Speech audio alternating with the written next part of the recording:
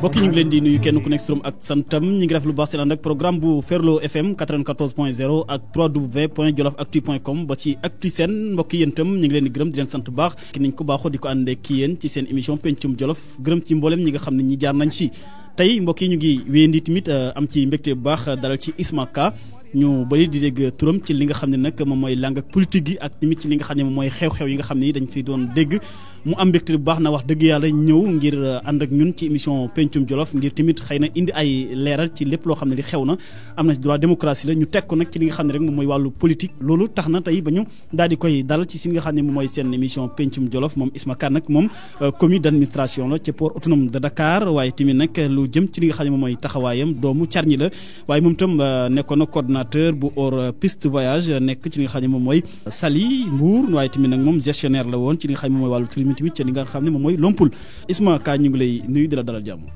daam maa ngi lay nuyu di la fay.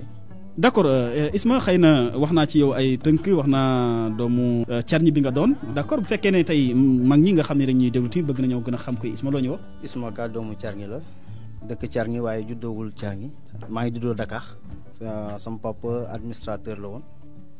Donc j'ai pas eu la chance comme les autres jeunes juddoo Carñi màggee foofu defee foofu sama cursus scolaire mais quand même j'ai eu à sillonner tout le Sénégal pratiquement avec mon père alors qu'il était sous-préfet. D'accord mais bu fekkee ne tamit ci li nga xam ne moom mooy wax naa la wàllu tourisme ku ci yëngatu nga comme ku dëkk Mbour moom rawatina sa papa ci taxawaay bi ñu koy fàttali muy Samba Aïssata Ka nga xam ne ñu bëri xamoon nañ ko surtout sax xëy na point bi nga xam ne bi dañ ko ci gën a rek tudd moo nekkoon directeur cabinet bu ndéem si yàlla docteur Daouda Sow donc alors sa taxawaay ci li nga xam ne mooy wàllu tourisme nan nga ci duggee. da nga may tuuti rek daam balaa maa continuer damaa bëggoon wax ci 2 points rek s'il te plaît di jaal mbokki Moustapha Ba di ko ñaanal fi mu nekk yal na ko yàlla xaree àjjana. Moustapha Ba moo nekkoon ci cabinet bu maître Ka nekkoon fa chargé d'étude nekkoon fa aussi suñu papa ñun ñëpp képp ku nga xamante ne moo ngi woon ci cabinet maître Ka mën naa wax sax ba ci direction générale port autonome de Dakar ëmboon ñëpp defoon ñëpp comme ay doomam. d'accord mais fekkee lu jëm ci nga xam ne wàllu tourisme lan moo la ci dugal. bon tourisme maa ngi ci dugg vers les années 2007-2008 dama am ay frères yoo xamante ne dañoo nekk à Saly ñoom foofu lañ juddoo foofu lañ màggee donc comme que maa ngi nekkoon ci biir milieu boobu maa ngi nekkoon ak ñoom te ñoom ñu nekkoon dans le domaine du tourisme ñoom ñoo mu influencé ba mu dugg ci. par la suite ñoom ñu si bëri ñu dem Paris donc avec structure yi nekkoon fii ñu waroon am koo xamante ne dans la famille waroon na ko gérer c'est comme ça que je suis entré dans le milieu du tourisme. kon tourisme yaakaar nga ne mën na indi xaalis Sénégal. bu baax a baax a baax a baax. comment naka bu baax a baax dafa demander juste réorganisation tourisme fu mu toll nii dafa war a am benn vision bu bees. vision touristique bi ñu war a am aujourd'hui au Sénégal waratul nekk que tourisme hôtel 4 étoiles. hôtel 5 étoiles. Je me rappelle très bien vers les années 2010 on a eu à créer un circuit bu tudd la balade sénégalaise.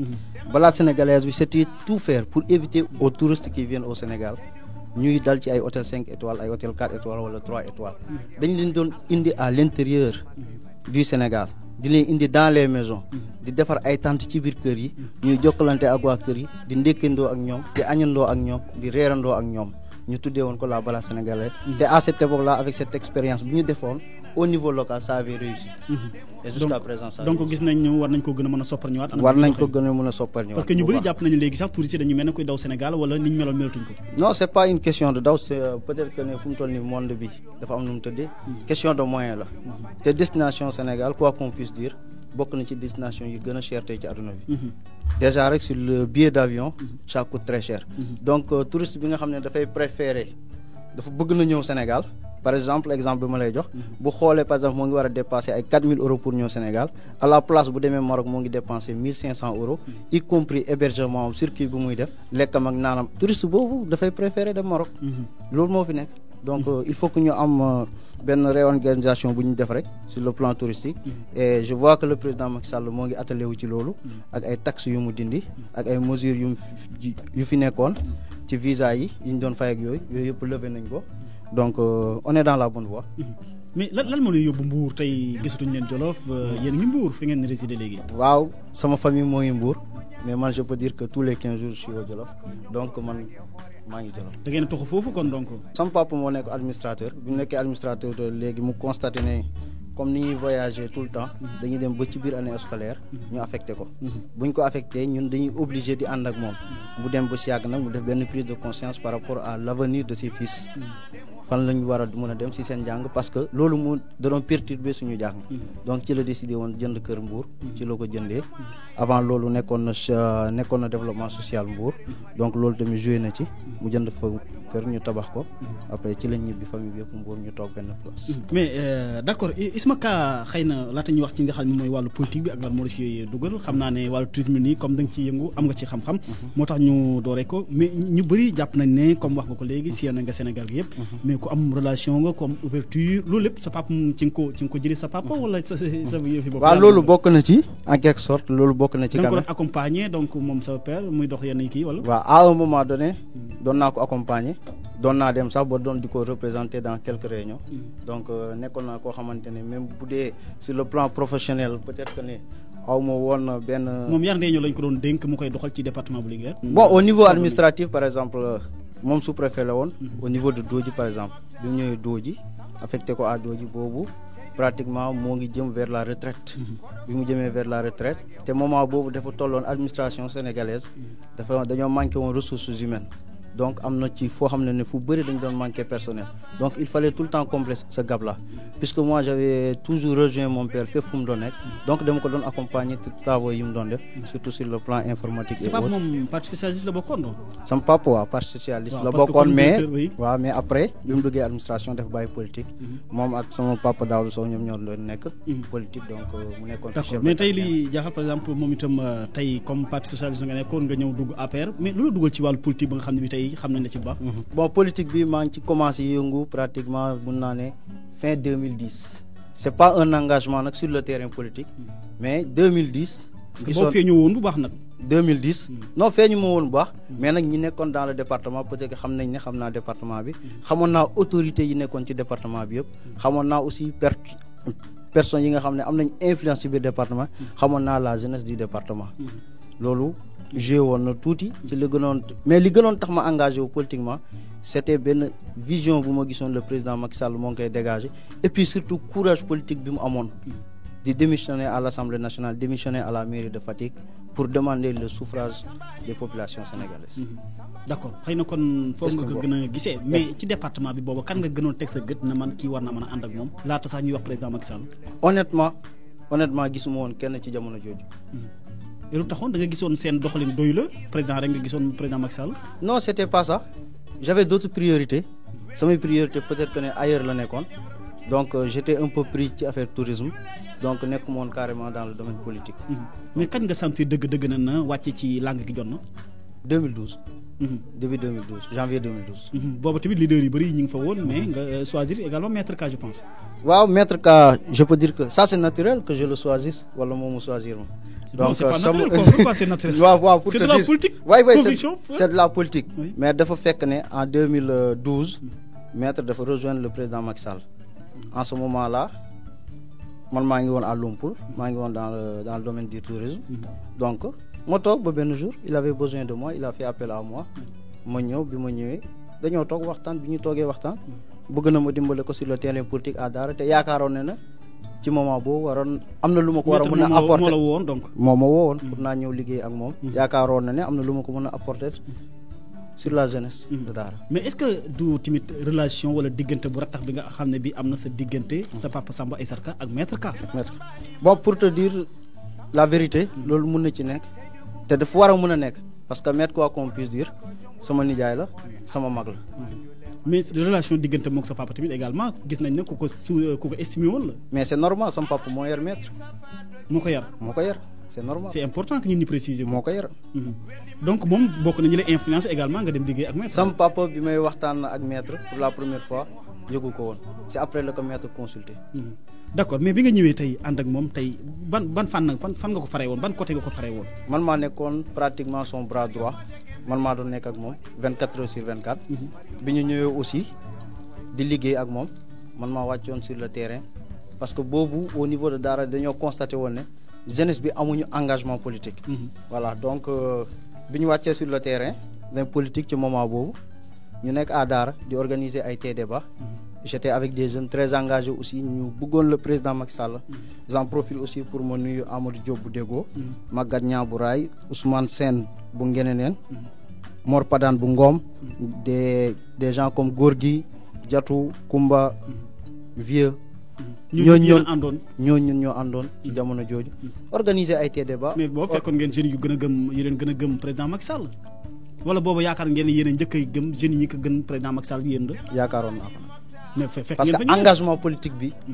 ak ni ñu taxawee woon sur le terrain politique. parce que la plupart du temps da ngay gis ne jeunes yi aussi bu ñu amee engagement politique bu ñu gëmee leader dañuy xaar lépp ci leader bi. mais jeunes yi damaa gisoon ci ñoom loo xam ne c'était extraordinaire. C'était pour la première fois dans le département. Je peux dire dans le département parce que au niveau national wóoruma que des jeunes ñu regroupé wu di organiser des débats si seeni propre moyen di organiser des soirées dansantes je te dis di ci gagner xaalis di jël xaalis boobu di ko reverser dans les activités politiques di organiser ay soirées religieuses dans la commune de Daara. loolu c'était pour la première fois. kon amul benn leader boo xam ne moo doon jàppale yéen doon jàppale yéen doon xool nag ngeen def am fond de caisse goo xam ne da ngeen ko liggéey. waaw peut-être nit ku ne am na fooy toll di nga bëgg ku la jàppale. mais nag dafa am taxaw bu ñu taxawoon. dañoo bëggoon indi rupture par rapport ak rupture bi président de la république doon wax. ñun tam dañoo bëggoon wone rupture à notre façon. mais Isma xam nga man li ma si jaaxal par exemple tey jii boo gisee ma laaj boobu tey ñu bëri gis naa ay jeunes ay ndaw di fëgg seen tënn na ñun président Macky Sall bu ñu koy gëm boobu benn jeune gëmu ko xëy na lu sotti bëri borom. tey nekk na président ku ne Isma taxaw fële keneen taxaw fële na président man bu koy gëm kenn gëm ko. waaw mais loolu c'est normal gis nga boo demee ci àll bi sax. am na sàmm yu gëmoon président de la république depuis 2012 wala béykat yu ko gëmoon depuis 2012. mais kenn mosul leen gis sur la scène politique mais dañ ko bëgg te yàlla tax. dafa am lu ñu estimé ci moom. courage bu nekkoon ci président de la république bu taxoon ñoom ñu bëgg ko. ba nekk ak moom. donc c'est du pareil. mais choisir nga li nga xam ne moom mooy président Macky Sall mais lu taxti ban politique nga gis. ba ànd ak maître Ka. parce que moom nga doon liggéey xëy na moom la ñuy cité. ànd ak moom di liggéey ak moom te yeneen leader ñi ngi fa woon également xëy na nag moo ko basé si wàllu mbokk. non peut-être que ne ci moment boobu may maître di ma woo sur le plan local yeneen leaders yi xamuñu woon ma nu ñu ma war a xam peut-être que nag ci biir jeunes yi nekkoon sur le terrain politique. yow nga ne xam nga leader yu bëri ci département bu Linguère. xam naa ñu bëri. dans le département amoon na ñoom relation personnelle. pour ma wax la dëgg amoon na ñoom benn relation personnelle. benn contact direct bi man ak ñoom. loolu peut-être joué mais n'empêche amoon naa relation ak seeni responsable de jeunes. ma si profité di nuyu un jeune comme Abdou Ka. di nuyu un jeune comme Makayre. d'accord mais en tout cas daal ñu bëri jàpp nañ ne sa papa moo defar escalier ñun ñi xamuñ la politiquement xëy na dafay ñëw rek yóbbu la ci kaw. non bu doon sama papa la du ma nekk sur le terrain politique. dafa bañoon donc. bu doon moom rek la ak moom rek. du ma nekk sur le terrain politique. ndax la bon boo xoolee sama cursus papa mon père il a commencé par faire de la politique avant muy dem ci biir administration. donc demoon na ba nga xam ne administration mooy daw ci yaram donc képp ku mu gis rek. dafay bëgg nga nekk un administrateur. d'accord mais kon en tant que jeune tey boo àndee ak maître Ka xëy na tey dina am solo lool nga wax ma vraiment li nga ko jural. li nga ko liggéeyal au moins ba ñu ni xamee ne Isma Ka ak maître Ka ànd nañ kat Isma lii la indil maître Ka. pour te dire li ma indil maître sur le plan politique pour moi. c'est pas maître laa ko indil c'était pour le président Macky Sall que ce soit maître mu doon beneen leader politique dans le département wala mu nekkoon beneen leader au niveau national ñun ñëpp dañoo gëmoon bokk le projet du président Macky Sall ñun ñëpp ñuy tirer dans le même sens donc lépp lu ñu ci mënoon liggéey rek c'était pour élire le président Macky Sall mais nag au niveau local quand même on a eu à travailler te loolu képp ku nekkoon biir Daara xam nga ko képp ku nekkoon au niveau départemental xam nga ko jeunes yi ni ma la cité léegi comme Amadou Diop bu Déggo Maguette Niang une fille comme Maguette Niang de Raay ñii dañ fay nekkoon depuis boobu ñu nekkoon sur le terrain politique ñu engagé wu te xaaruñ kenn ci dara. yow lan nga liggéey maître par exemple. mais pour la première fois. à Daara je te dis. mosuñu je défie qui que ce soit. on n'a jamais rassemblé 300 jeunes pour un leader. c'est avec maître. ñun ñoo ko njëkk a def à Daara 300 jeunes. présent 300 jeunes. je te dis il va te le demande-lui il va te le confirmer. je parle sous le contrôle de Gorgui je parle sous le contrôle de madame Koumba Ka. naka ngeen ko def ba indi ko bu imam Gorgui Ka. mais naka ngeen def ba indi ko ci li nga xam ne moom mooy tey Daara fekkee ne yéen nee nga yéen a ko indi yéen a ko soutenir yéen jeunes yi.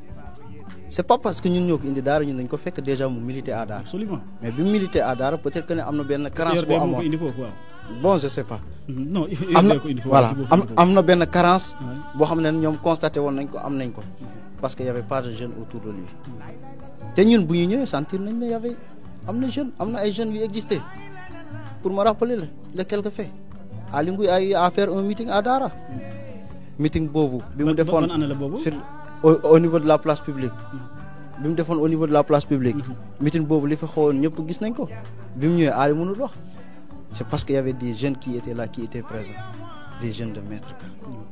kon nag concurrence la woon ci diggante yéen ak ña fare ci Aly Ngouille. waaye bi ñu demee législative par exemple. bi ñuy investir au niveau de Linguère. bi ñu demee ba nga xamante ne lii bëgguñ ñii naruñ ko jaarale ci yoon par exemple investiture législative. ci député yi. première réunion bi à Linguère. ça n'a pas passé lu tax passé wu. c'est parce qu'il y avait derrière Maître Ka des jeunes engagés. des jeunes qui étaient là qui étaient présents. mais investisseurs kay ñëpp ànd nañ ci comme def nañ méngalaam bokk na ci ñi nga xam ne avant ñuy trancher loolu. avant ñuy trancher méngalaam boo xam nga ci jamono boobu maître nommé guñ ko woon. PCA waaw boobu nommé guñ ko woon PCA. donc moom candidat la woon. pour nekkoon député ci moment boobu. amoon na ñeneen ñu nekkoon candidat aussi pour nekkoon député. donc amoon na nuñ ko bëggoon a doxalee au niveau du parti. au niveau local. ñan lañ sampoon par exemple ñan lañ bëggoon a samp. non je veux pas revenir sur les noms. c'est juste du passé. pour moi aujourd'hui ce qui importe c'est la réélection du président Macky Sall en 2017. d'accord mais wax nga ci li nga xam ne moom nga ko taxaw wax nga li nga xam ne moom mooy présidentielle wax nga li nga xam ne moom mooy législative mais local tamit nag. local yaa ngi àndoon ak maître. local maa ngi àndoon ak maître. waaw mais jamono ji nga xam ni tey taxaw nañ xëy na danga ma ci indi ay leeral yu bëri ñu jàpp ne maître Amadou Ka dina nekk candidat. pour au moins jiite mairie bu Daara. mais par la suite également ñu gis ne bokk na ci candidat yi nga xam ne dañoo retiré xaw mu tax. yow mi ànd ak moom est-ce que yow gëmoon nga wala noo comprendre woon boobu. boo xam nga ñu bëri dañuy wax mais comprendre. politique dafa am loo xamante ne ci suuf lay xewee mais ñi ci kaw duñ ko gis. maître bi ñu ko investir à Daara ñu bëri jàppoon nañ ne candidat et il était un candidat naturel à Daara et moi je croyais que peut-être que bu nekkoon candidat à Daara ci ay jamono mun na jàll. mais nag il voulait être également candidat. il voulait être candidat. bien sûr il voulait être candidat à Daara. mais nag bi ñu demee au niveau départemental mu amoon benn scénario bu posé woon bi scénario bu posé à la dernière minute on a investi Maître Ka comme tête de liste départementale. ban scénario ma posé woon. comme tête de liste départementale. parce que y avait Aly Ngouille Ndiaye comme maire de Linguère. y avait Mawa Ndiaye bu ñu investir après comme tête de liste à Daara. au niveau départemental je me rappelle très bien c'était Momar Aly Ndiaye qui était proposé. donc tu vois je veux pas parler de nom de famille. dans une émission donc bu ñu defee le triangle dafay xaw a day am lu mu nuróol. donc ci moment boobu je crois c'est à 3 heures de temps 4 heures de temps même fin dépôt de liste au niveau départemental ci la ñu jël Maître Ka def ko comme tête de liste départementale pour mën a équilibrer les choses. mais paraît-il que Maître Amadou Ka boobu dafa insister woon na day nekk li nga xam ne mooy candidat pour mairie bi mais il paraît que dafa mel ni président intervenir na ci pour mu retirer wu. président de la République. à ma connaissance non. j'étais très proche de lui. à ma connaissance non. mais kon lan moo tax mu retiré wu par exemple bañ a nekk. à ma connaissance non bon peut-être que ne élection yi dem nañ ba ci biir ñu nekk dans la campagne électorale moom moo nekkoon tête de liste départementale à Daara déjà amoon na ku ñu fa investir tête de liste communale. donc mu doon sillonner tout le département. naturellement rencontrer tous les conseillers yi nga xam ne ñoom la ñu investir au niveau départemental. je crois que idée bi foofu la ñëwee. voilà mais en tant que jeune tamit booba tamit est-ce que ñiy jàpp ne par exemple am na ñu taxawoon ñu dëkkul Daara duñ fa nekk candidat bëri na ci Maître Ka ci la bokk xëy na ñeneen du leen citer mais dañoo taxawoon ne duñ fi nekk candidat. mais loolu tamit yéen jeune boobu naka ngeen ko doon dundee boobu. bon c'était très difficile pour te dire en réalité parce que loolu soulevé woon nañ ko fi un débat ku dëkkul Daara du fi nekk candidat. kon je profite de l'occasion pour dire que ne dëkk bi dëkk droit la dëkk bi dafa am ay textes. tey foo munti dëkk 6 mois 6 mois boo ko dëkkee tey ci localité droit bi nga xamante ne moom la ñi nga fekk foofu am moom lañ yow moom nga am et je crois que ne loolu dañ koo jëloon peut-être que ne pour def ko un combat politique contre des personnes on avait mais ay ndaw lañu woon comme yéen wala mag ñi dugaloon nañ seen loxo. am na ay mag ñu féete woon ci kaw mais am na ay ndaw yi nga xamante ne ñoo yoroon engagement bi. voilà. taxaw mais yéen itam boobu ban combat ngeen ci def yéen itam par exemple. nous notre combat. il était parce que boobu kenn déggu leen moom par exemple. ñi nga xam ni rek dañoo taxaw dégg na sax daara ay. nouvelle vision donc ñun suñu combat lenn la woon. bu gars yi nekkee à la place publique di occuper les rajo. di coow xam nañ li ñu yor may. suñu combat moo nekkoon dem convaincre les militants à la base. bu ñu yegg si bu ñu war a yegg si. c'était ça notre combat. d'accord kon amul lenn loo xam ne ni tey par exemple taxoon na ba mettre dellu gannaaw parce que xam na ne parce que ñu bëri jàppoon ne sax bu demee bu présenté woo après day ñàkk foofa donc nañ jël kenn def ko. mais xam nga politique locale dafa nekk loo xam ne dafa complexe. bi ñu ñëwee à Daara pratiquement boo xoolee 11 leaders déclarés wu nañu à Daara. 11 leaders yooyu aujourd'hui man je me pose la question ñooñu tey boo demee nga ne leen ndax leader nga dañu naan non nous ne sommes pas des leaders. question de lobbying la woon pour mën a exister dans les listes pour mën a am un nombre suffisant de conseillers. kon am na ñoo xam ne dañ doon yëkkati mais xam nañ xel mënuñoo doon maire. ça c'est sûr et certain. ça c'est sûr. combien ni par exemple ñaan ça c'est sûr non du ma tudd tur man du ma tudd tur. d'accord mais bi ngeen yàlla defee ngeen liggéey li ngeen di liggéey lépp donc ba ñu nommé li nga xam ne moom mooy maître Ka PCA pour Autonome de Dakar. mais jàpp nga ne récompense na la de comme taxaw xamu na taxawaay bi nga taxaw récompense na la mais naka nga def waaw mais récompense non. oui vas-y continue la question. voilà mais naka nga def tey ba maître jël la. bon bi ñu paree en 2012 bu ñu élire le président Macky Sall damaa ñibbi delluwaat ci sama liggéey parce que bi may koy rejoindre dama demandé woon autorisation ñu mu doon liggéey ñu libéré moom pour mandat bon lorsque je suis rentré. kon da nga bàyyi liggéey. ñëw wuy woo bi nga xam ne par exemple maître Ka woon na la ko. exactement. nekk ak moom bi loolu jeexee damaa ñibbi à Saly def Saly quelques mois moo dem Lompoul nekk Lompoul ba yàlla def ñu nommé ko comme PCA du port autonome de Dakar. mais ma xëy benn jour mu woo ma téléphone mu def ma bëgg a rencontre. ma quitté Dakar ma ñëw ñu toog ñu waxtaan mu def bëgg a collaborer ak man liggéey ak man. ma ne ko na ma may ma waxtaan ak ñu may liggéeyal. ma waxtaan ak ñoom jox ma seen accord ma ànd ak moom. mais est-ce que du sa papa également moo ne mu jël la est-ce que yow dalaa jël parce que li nga ko doon liggéeyal ci nga xam ne wàllu politique la wala dalaa jël. non parce que sa papa xëy na fi mu nekkoon ak moom moo ko yar moo def lépp te mu ngi. ci benn. du loolu man dama gëmoon ne am na tey des jeunes yoo xam ne dañoo nekkoon ak maître. dañoo liggéeyoon pour le président Macky Sall liggéeyoon pour l'APR. dañoo liggéeyoon pour changement am te loolu ñëpp lañ cee teg seen bët donc lépp lu ñu leen mën ci joxit dañ leen ko waroon a jox dañ leen ko war a jox parce que dañ ko yelloo parce que ñoom ñoo ko liggéey parce que maître bu nekkee PCA dafa am ñu nekkoon ci ginnaaw. balaa ñu ñëw ci PCA bi lan la ak naka nga ko gisee mais bi la maître jëlee tamit dalaa def commis d'administration. baat boobu ñu bëri xamuñ ko de lan mooy commis lan mooy liggéeyu commis d'administration ci port autonome de Dakar. commis d'administration pour mu faram fàcce genre employé la boo xamante ne dafay nekk action supérieure donc supérieur bi amul moom seen diggante amul heure amul limite fu mu bëgg a yónni moom lay yónni lu mu bëgg ñu defal ko moom lay woo ñu defal ko. moom lay woo defal ko. d'accord loolu la nommé woon. exactement. avec un bon salaire sax dégg naa de saa yow am na xaalis léegi. waaw salaire au Sénégal.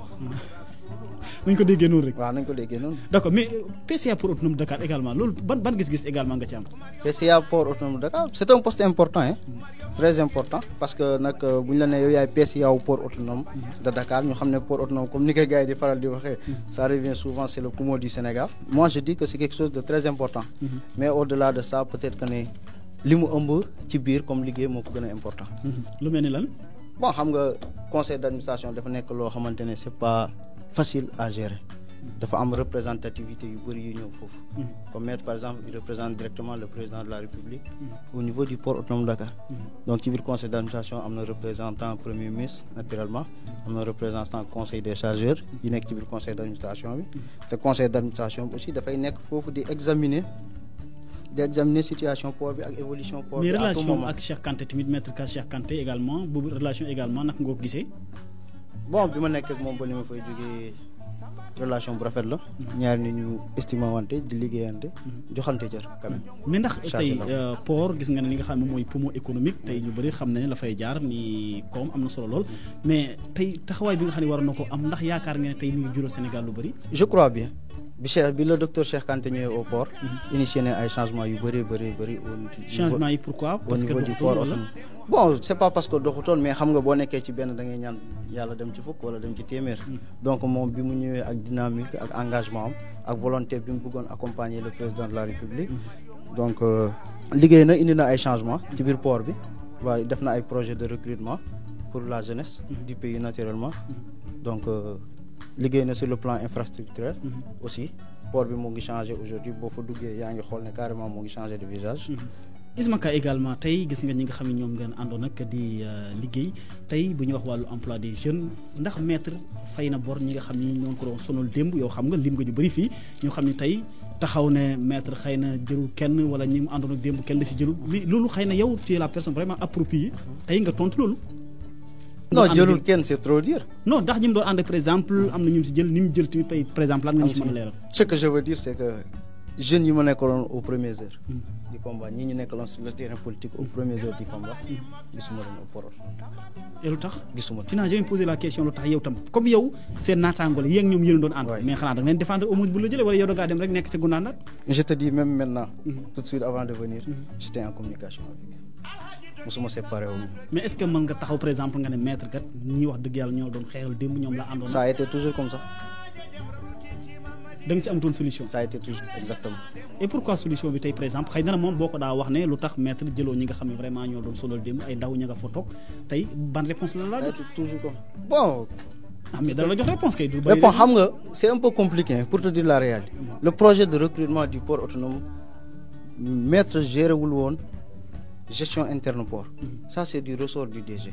am na ay moyens am na ay voies et moyens yu ñu mën a passer pour recruter des gens mais li ma la mën a wax mooy. ñi nga xamante ne on était ensemble sur le terrain politique dès les premières heures ces jeunes-là ne se retrouvent pas et je peux te les citer y a Gorgui y a Diatou y a Koumba y a Maguette Niang de Ray y a Amadou Diop de Déggo y a Ousmane de Nguénénène y a Aïcha Diakhaté de Lumbal y a Mor Padane de Ngom aussi ces jeunes-là su ma wàccee tey au Jolof man xaw ma lu ma leen di wax damay rus. mais ñi nga xam ne tey ñi fa tamit ñoom itam nekkuñu woon nitu démbam wala. ay nitu démbam peut-être. liggéeyal nañ ko wala fekk peut-être. mën na nekk ay nit dem la mais xaw ma woon. xamoo leen daal. d'accord mbokk yi may fàttali yéen a déglu seen émission Pencum Jolof ñu dalal Ismaca nekk commis d'administration au port autonome de Dakar nekkoon koo xam ne kii da doon liggéeyal maître Amadou Ka xëy na bu ma defee passé bi doon nga liggéey mais li nga xam ne lii wax nga ko lii lépp dafa am loo xam ne lii xëy na sax moom moo gën a waral ndaje bi nga xam ne bi am nañ ko tey ci Pencum Jolof mu jëm ci li nga xam ne tey moom mooy sa réeru man réeru laa koy jàpp ba ñu am lu leer nañ réeru bi nga xam ne moo am ci diggante ak maître ba affaire tas ñu ne di ci wax chaque fois sax man damay léeg may faral di laaj bi ndax xëy na politiquement am na loo xam ne moom moo ko waral kuy ànd ak nit ba jógee fa am na lu ko waral mais lan moo la jëlee ci li nga xam ne mooy maître. bon question boobu je crois que moom moo gën a mieux placé pour mu répondre ci. mais yow am nga si am nga mais nag à un moment donné soxla woon na ma ñu liggéey. dem nañ ba benn moment soxlaatuma ñu liggéey. naturellement peut-être que am na ñeneen ñoo xamante ne war nañ ko mën a defal. liggéey et puis ce qui est grave par exemple xaw ma ndax yow yaa ko wax dañ ne dañ laa dàq. dañ maa dàq. waaw dañ maa dàq. c'est pas une dàq. waaw mën naa wax ne dañ maa dàq dañ maa dàq ci cabinet maître Ka. kan moo la dàq par exemple moom moo la dàq ko. waaw moom moo dàq mais lu tax mu dàq la par exemple am na lu tax xam nga dama bëgg tey ñu leer nañ lu tax mu dàq la. lu tax mu dàq ma. am na la jox na la ay explication non. non boobu léegi toogul lettre laa jot comme ça. ban lettre nga jot par exemple. j'ai reçu une lettre. boo xamante ne direction kii ni courrier moom ma ko jox. bureau du courrier moom ma ko jox. moo ko bureau du courrier ubbee. ma ubbi lettre bi. ma gis ci décision bi. ma gisee décision bi on a vu la lettre du PCA. on t'a mis à la disposition. de la direction du capital humain et de l'organisation. mais loolu dàq. boobule. loolu dàq c'est-à-dire boobule. la direction du capital humain et de boobule. waaw du dàq waaye maa ngi nii agent port la ba léegi te du ma fay port. mais d'accord mais xam nga kan moo la signé am nga contrat indéterminé non. am naa contrat indéterminé. kan moo la ko signé. le docteur Cheikh Kanté. moom moo la ko signé mais avec l'appui par exemple de maître Ka. ça c'est naturel. lorsque maître est venu avec la création d'un cabinet. tout ce ñi nga xam ne waroon nañoo figurer ci biir cabinet bi dañoo waroon am des contrats pour le travail.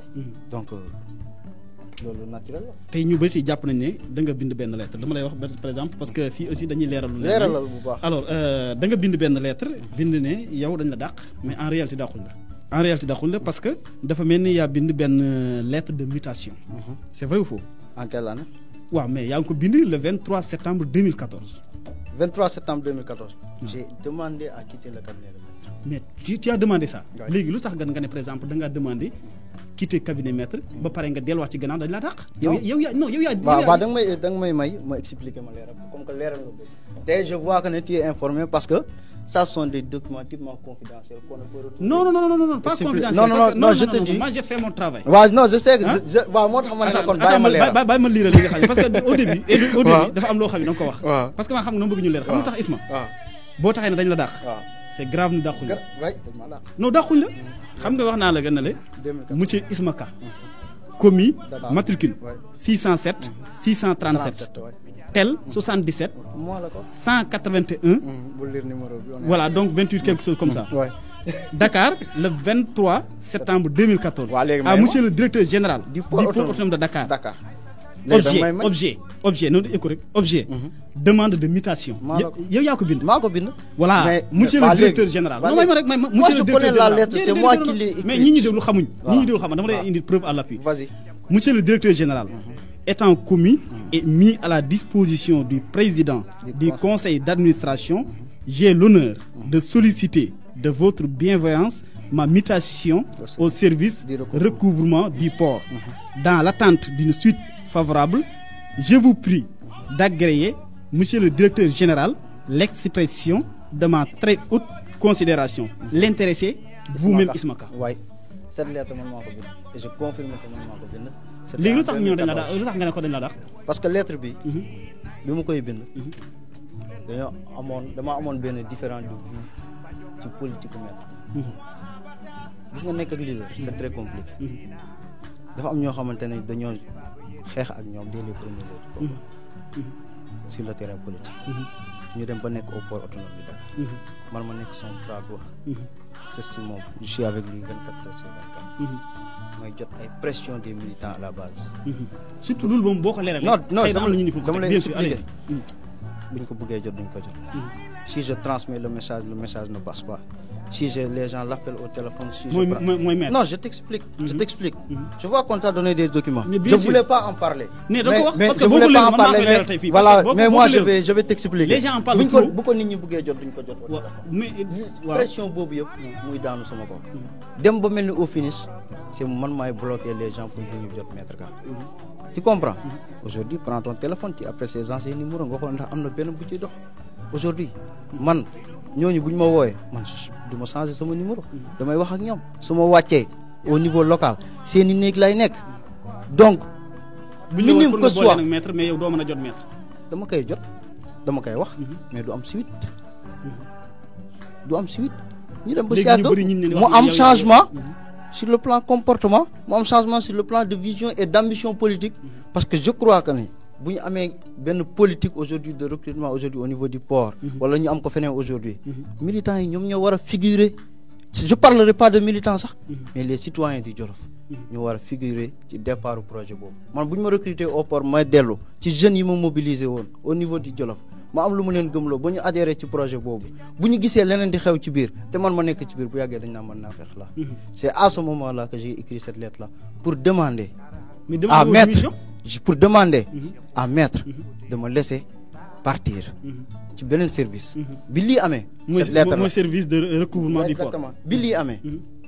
moom moo opposé woon ci lii ci lettre bi. pour à ce que bul dem fële. je prends en témoin l'ancien président du comité rural de Kamba Idika. je le prends en témoin. d'accord xaaral may ma rek Isma may ma rek Isma. xam nga bi nga ko bindee yaa ngi ko bind le 23 septembre 2014. maître il t'a répondu hein. il t'a répondu. avec la lettre. mais ak xam nga. Mbaye xam nga le 23 nga ko bind. mooy d'une semaine. le 29 septembre. maître dafa bind benn demande tontu la ko. man mais attends non dama lay dire fekkee ne yow yaa mosuma koo gis. waaw non dama lay tontu. par exemple bi nga ko defee par exemple le président du conseil d'administration. monsieur le directeur général du port autonome de Dakar parce que yow da nga ko bind na ko da nga bëgg a dem ci service recouvrement. vas-y. pour nga dem foofa. bi nga demee foofu moom itam kon ba nga bëggee dem foofa muy sàkk moom itam ci Cheikh Kanté pour ñu yóbbu la foofa. moom moo bind mbir mi na la. monsieur le directeur général du port autonome de Dakar. maa ngi lay dégg. objet transmission. transmission xam nga baali ma la wax. transmission monsieur le directeur général maître moo bind lii Cheikh Kanté. je vous transmets avec avis favorable la demande de mutation formulé par monsieur Isma Ka, commis au sein de mon cabinet. Je vous remercie pour tout ce que vous ferez pour lui. kon xam nga tey boo ne par exemple moom da si dëgg tànkam ban nga dem. gis nga lii ça pose problème. gis nga lii waaw lii bluff la. ndax lan. lii bi mu amee. waaw c'était pas l'appel que muy jëlee oto Jolof. di ci yëpp ay kilifa. di leen indi chez lui. di ma convoquer en réunion. pour dire à ces gens-là que je veux les quitter. mais ba ñu toog ñu ne yow yàlla woo Idi Ka wax nga ko ñu ne yow yaa ko woo. Idi je l'ai jamais appelé. Idi. man mënu ma ko déplacer du Jolof à Dakar. je te le dis nga xam ko y avait d'autres personnes qui étaient présentes à la réunion. ay kilifa lañ ay mag lañ am na lu ñu représenté dans le Jolof. bu ñu ma demandé naa laisser ci moment boobu. j'ai laissé les choses telles quelles. d'accord bi ñu demee ba mais ñu mel ni ñan par exemple man parce que xam naa ñi nga xam ne woon nga leen pour nga toog waxtaan ak ñoom. kan si par exemple ñi nga xam ne toogoon nañ bon. nga ne woowu leen par exemple. ñoom ñoo la woo wala maître moo leen woo. pour ñu def médiation bi. pour nga ñëw toog liggéey demande à maître. ba ñan la par exemple directement ñan la y avait Samba non il va répondre. y avait Samba Mol de l'Assemblée. appelle-le. oui il va lui demander. oui il va te le confirmer. ak kan non foofu laa yem. ñeneen ñi je veux pas en parler. c'est quelque chose boo xamante ne c'est familial. donc te man c'est malheureux. c'est malheureux. parce que lii mënoon nañ ko éviter. non je t'explique non je te dis. émission bi. waaw non c'est pas pour toi voilà. ñi ñi déglu ñoo bëgg mu leer parce que. Isma non gis nga lettre non lii mënoo ko waaw lettre boobu moo bind. waaw bi ma ko bindee bu ñu bàyyoon ma dem. ci moment boobu. kon fi ñu yegg fii yëpp duñ fi yegg tey peut-être que ne coow li mu jur. mais d'accord am nga rendez-vous ak Cheikh Kanté wala. yëpp du ko jur. am nga rendez-vous ak Cheikh Kanté boo xam ne daje nga ak moom wala. non mosul am. non d'accord kon bi ñu ko bindee par exemple moom li ko waroon xëy na moom itam def na ko parce que transmettre na ko Cheikh Kanté. bi ko bindee xaw ma ndax transmettre c'est la première fois. sur l'émission ma koy dégg xaw ma ndax lettre bi ndax am na. kon lettre bi mën a lire xaw ma ndax am na yëgu woon na bind na ko xaw ma ndax am na véracité. mais nangu nga ne kon par exemple doon na def ay effort ci bëgg-bëgg bi nga amoon pour ñu yóbbu la fa nga bëgg. non bu doon bëggoon na def ay effort kon du yónnee 4x4 mu dem ba Jolof indi ay kilifa ne maa ngi ko bëgg a bàyyi bu ma dem ba ñu retrouver autour d'une table. ma ne ko je vais t'accompagner nañ ànd mais sur les points de désaccord qu'on a sur le plan politique on va essayer de rectifier ça ensemble. te loolu nga ko wax devant tout le monde. nga ne devant tout le monde tax a bëgg a dem devant tout le monde je t'ai cité des gens appelez demandez. non cité leen par exemple boo leen cité rek man incha allah rabi ñoom ñëpp danañ parce que wax nga Idi Ka ancien PCR de Kambou ñëpp xam nañ ko voilà ak kan. j'ai cité mon père Samba Bamul Ka. voilà foofu laa mën a yem. mais d'accord mais bi nga jëlee décision di naan da ngay quitter par exemple lan la ci sa papa wax Samba Aïssata Ka. non ça c'est. mais dégg naa yéen ci yàbbu ci c'est-à-dire loolu ça pose problème. non c'est pas. wala wax na ci. waru ci yéey ak yàbbi ci peut-être bu ko neexee mu yéey ci mu yàbbi parce que je crois que man ak maître moom moo ñu yëlif man maître moom moo ma yëlif su ma nekkee ak maître ba ma am différent ak maître peut-être que ne. son ressort aujourd'hui mon problème avec maître. c'est maître qui doit le régler pas quelqu'un d'autre. alors demande de formation bi tamit kan moo ko bindoon par exemple. man maa ko bindoon. c'était pour faire quoi. c'était pour aller apprendre. waay boobu en même temps yaa ngi nekkoon commis d'administration boobu tamit lan lañ la tontu par exemple bi nga bindee li nga xam ne mooy demande de formation bi. le DG m'a accordé la demande. mooy Cheikh Kanté. mais finalement jàngiwuma. lu tax. mënuma woon jàng. noonu tax c'est-à-dire Cheikh Kanté tamit. parce que fii kon rencontre am na yow diggante yow ak Cheikh Kanté non. non y a pas eu de rencontre. c'est un courrier que j'avais écrit. au directeur général du port autonome de Dakar. donc mu accordé. Isma il a trop de relations quoi. voilà mu accordé ma ko. bi ma ko accordé aussi. ma remercier ko ci aussi. voilà donc mu daje woon ñu jëmoon ci ay échéances yu bees. waroon a jàngi ci moment boobu. jàng bi pour ñu jalonné ko ak le terrain politique c'était compliqué. donc mënuñu ci mënu loolu nekk. d'accord mais Isma Ka ndax da nga mës a am rencontre ak Khalifa Sall. Khalifa Sall. Khalifa Sall gëj naa koo gis en 2010. 2010 ouais. donc mës nga ko gis xamoon nga ko. non je le connais depuis 2004. Khalifa Sall c'est mon ami c'est mon grand frère. ouais. maire de Dakar. le maire de Dakar. ouais. mais ñi jàpp ne am nga rencontre ak moom étant commis d'administration. non. c'est grave de fekk ça c'est faux je t'explique daal. gis nga lii. nit ñi ñooy jël wax di ko yóbbu fu mu àggul. jarul woon yegg si fii. c'est sur mon téléphone je te dis que là doon envoyé un ami qui s'appelle Ali. Ali ban. un texto un ami c'est un ami. boobu bi nga xamante Khalifa en 2004 ñun la woon donc Khalifa avait besoin de lui il m'a appelé un jour au téléphone pour le voir. bi mu ko bëggee gis ak mënu koo gis mu ne ma naa ko dimbale pour Ali woo ko. par erreur j'ai envoyé le texto au fils de maître qui a vu le message qui a transmis ça à son père. par erreur. waaw par erreur li yàlla def. c'était quoi lan nga bindoon ci message bi c'est grave hein. lan nga bindoon ci message boobu. je le dis que Khalifa a besoin de te voir il faut que tu ailles le voir. Maître K, par exemple. Non, pas Maître K. À Ali, mon ami qui s'appelait Ali. Je dis que Alifa cherche à te voir. Woo na ma téléphone jotu la. Fexeel nga dem nga gis ko parce que soxla na la. C'est comme ça que ça se. léegi ngay envoyé message far envoyé ko doomu maître. far ma envoyé ko doomu. léegi doom ji léegi transmettre ko papa. transmettre papa mu ne ko Isma dafa am ay relation ak Khalifa. et chose que je crois normal te waroon indi problème parce que Khalifa il est dans le Benno Bokk Yaakaar. bon su ma ko gisoon aussi waroon indi problème. lan moo nekk réaction boobu par exemple moom bi nga ko liiree. non bi nga ko liiree intelligent qu'il est il m'a rien dit sur la chose. man j'ai su que j'ai fait une erreur je l'ai envoyé au fils de man aussi mag moo ma yar. nga ne président mais gis nga ne am na bët bu ñu doon xoolee même bu la wax daal tamit. non il m'a posé la question après sur ça. je lui ai dit que ça c'est pas un problème. ça devrait pas causer de problème. da nga am say nitu démb dama am sama nitu démb. te politique bi warul tax ngay ñaawoo ak nit. wala ma nekk au pouvoir may daw nit. ma ne président Macky Sall sax day seeti des gens de l'opposition. fort heureusement pour moi que man musuma seeti Khalifa Sall. donc ça devait pas causer de problème. et nous sommes en démocratie. nous sommes en démocratie. donc am na yenn relation yoo xam dañ ko war a réserver. bon jour bi ñu ci amee rencontre. kon dafa xaw na fiir ci ni nga xam ne mbir moom. waaw fiiroon na ci quand même sincèrement. fiiroon na ci quand même mais après je lui ai dit que c'est pas l'appel que ñu ciy fiir. les gens nag am ñu nekkoon autour de lui ñoo jël sa portal ñoo jël sa combat là ñu porté ko biñ ko porté man leen non il faut arrêter il faut arrêter. ne voyez pas ma relation avec Khalifa moi man passé wu ma man fanaanuma kër Khalifa di xëy di dem defi campagne. maa ko ñun naturellement ñun des gens de l'opposition dañ doon fanaan suñu kër.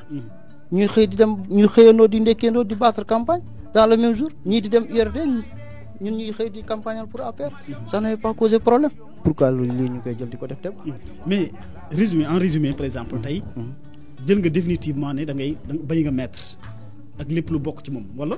bàyyi naa maître. c'est-à-dire non liggéey je veux dire par exemple liggéey moom. non liggéey parce que mbokk ngeen. liggéey moom mënatuñoo liggéey politiquement ça c'est.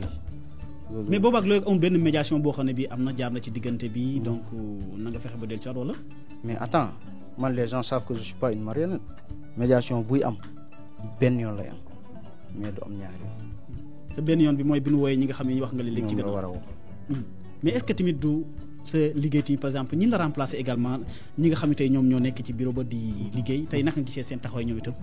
mais loolu c'est normal amoon na ci man confiance woo na ma may liggéey ak moom bu demee tey bu mu am si ñeneen confiance ñooñ la bëgg a liggéeyal bu ko neexee mu indi doomam bu ko neexee mu indi rakko jabaram bu ko neexee mu indi jarbaatam ça n'engage que lui l'essentiel que nañ ko apporter li mu bëgg ñu apporter ko. mais bi nga paree léegi fan nga dem.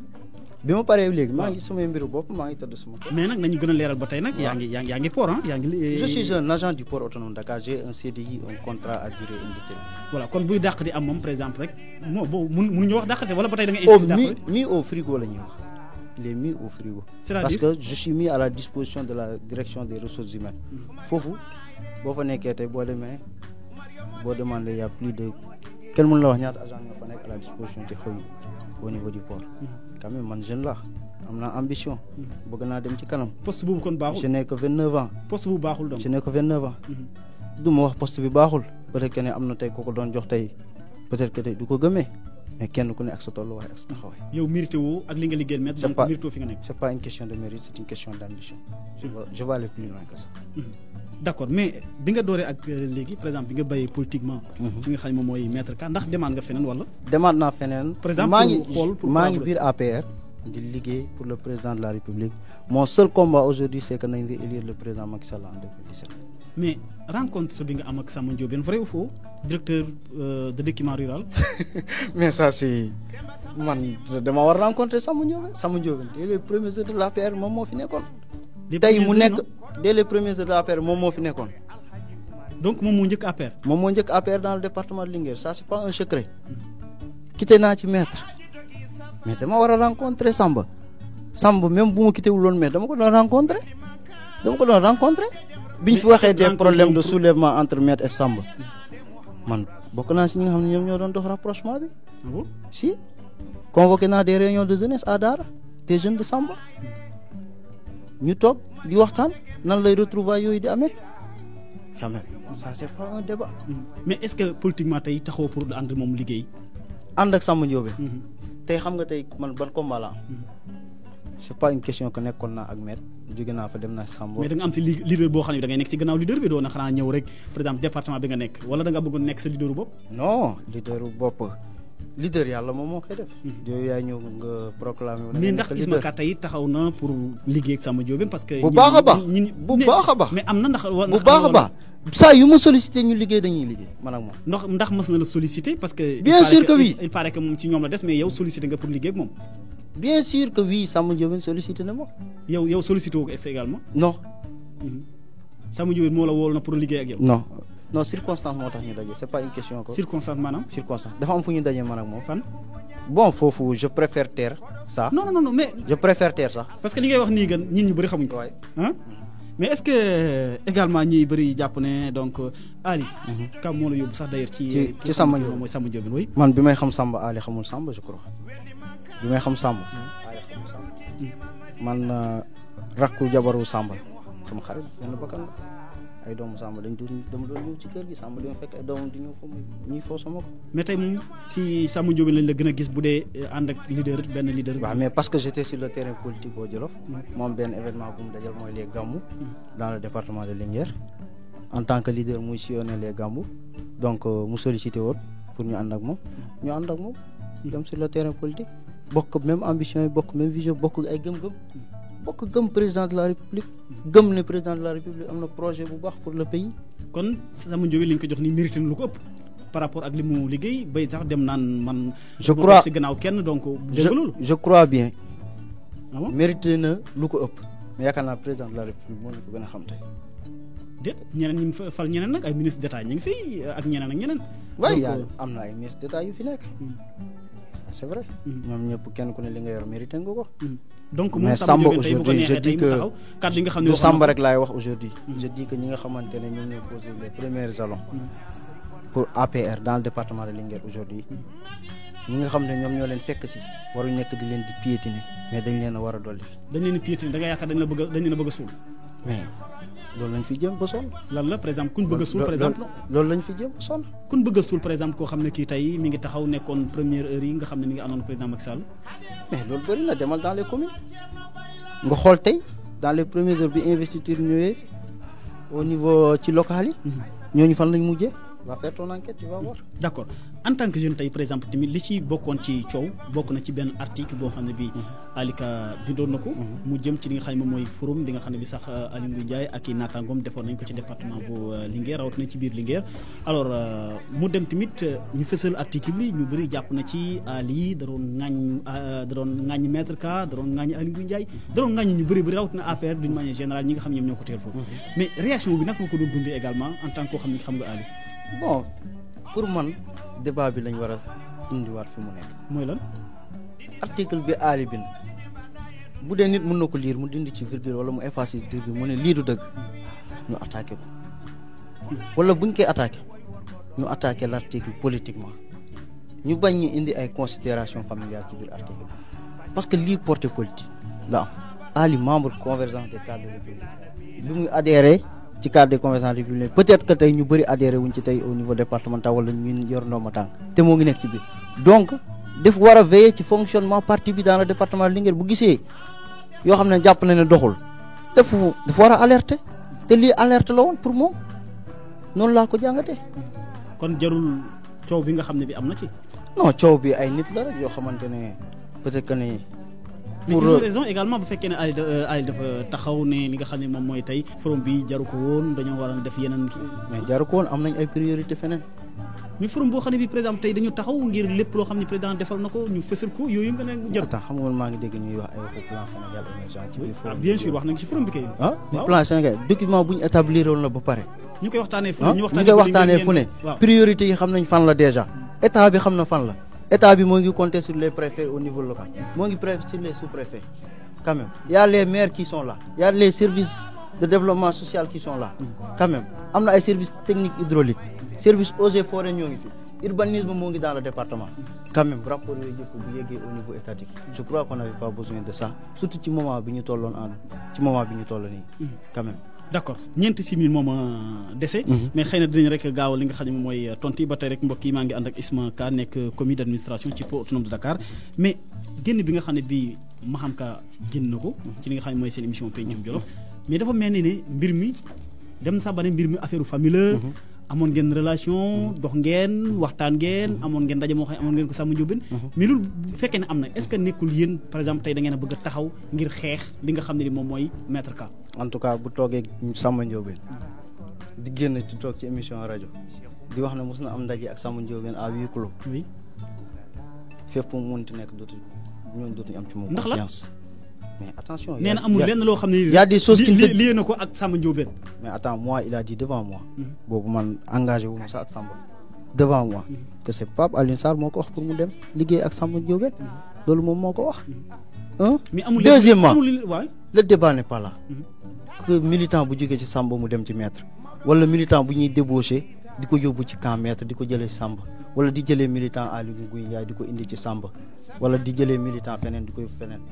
dans le cadre de Benno Bokk Yaakaar militants yi fi nekk dañu leen war a consolider bu nit ñi amee combat bu ñuy mëne nañ ko mëne par rapport à l'opposition nañu dem jëli ay militants yoo xam ne ñoo ngi biir opposition di leen convaincre ñu indi leen ci biir Benno Bokk Yaakaar pour ñu réélire le président Macky Sall en 2017 yaa certes am na débat yoo xam ne dañ ko war a dépasser position yoo xam ne dañ ko war a dépasser mais am na loo xam par exemple xam nga nee na am ngeen benn ndaje boo xam ne yow Isma Ka Ali Ka am na ci même vrai amul ci am sax je confirme mais loolu est-ce que mais ça n'a rien à voir ça n'a rien à voir ak li ma xam wax fii.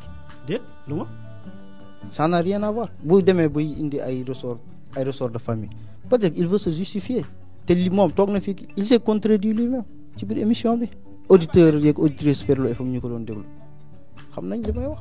lu mu contredire par exemple yéen dafa mel ne moom dafa ne da ngeen ko bëggoon a xëcc rek yóbbu ko. mais ñun nañ ko fekk muy liggéey ak Samba nous on l'a connu avec Samba donc yow koo fekk muy liggéey ak leader noo koy xëccee di ko yóbbu dans un combat autre que ça. kon sortie bi mu def gan moom rafetlu woo ko.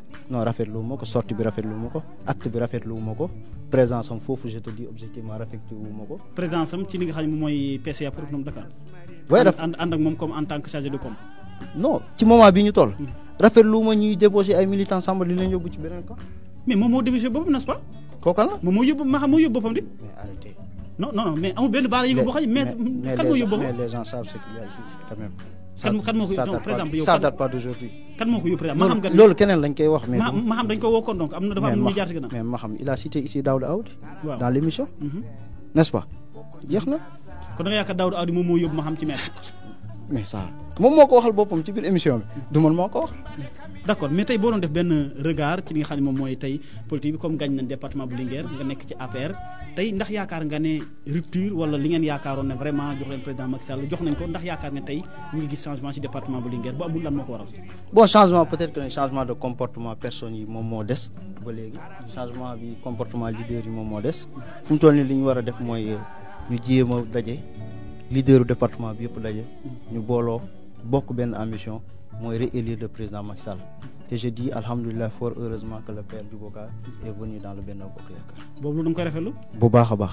parce que ci échéances locales yi passé gis nañ ne quand même URD ñëwaat na ak force dans le département. li mu gagné. voilà te bu ñu demoon sans lui ça serait très dangereux. d'accord en tout cas Isma ñu bàyyi la nga tàggu askan wi. maa ngi lay remercier Dame di remercier auditeurs Ferlo FM di baal ak ñëpp di baalu ak ñëpp.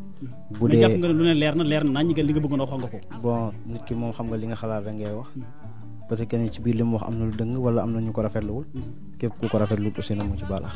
jërëjëf xam nga waxtu dafa gàtt lool ndax bëggoon nañu waxtaan seen diggante ak ñi nga xam ne ñoom ñooy kilifa yi nekk ci département bu Linguère loolu lépp am na bëggoon nañu waxtaanee ci conseil départemental bi ni mu doxee mais bu yoon jeexu baax si bu jeex incha allah dinañ amoon yeneen jamono yoo xam ne dinañ ko gën a waxtaanee mbokk yi mu nekkoon Isma Ka nag moom commis d'administration la ci port autonome de Dakar doon liggéey ki nga xam ne kii moom mooy maître Amadou Ka jamono ji nag mu am ab réew boo xam ne bi am na ci moom ba ne taxaw na ngir li ànd ak Samba Ndiobène Ka pour liggéey donc loolu yow yaa ko wax non.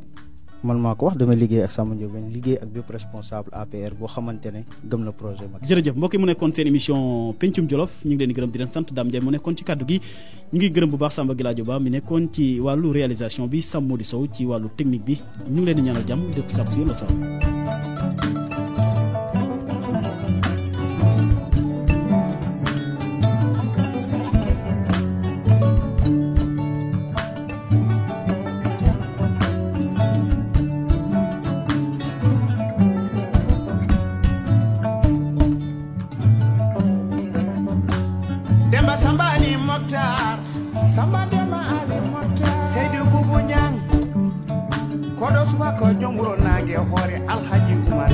Makkay Madina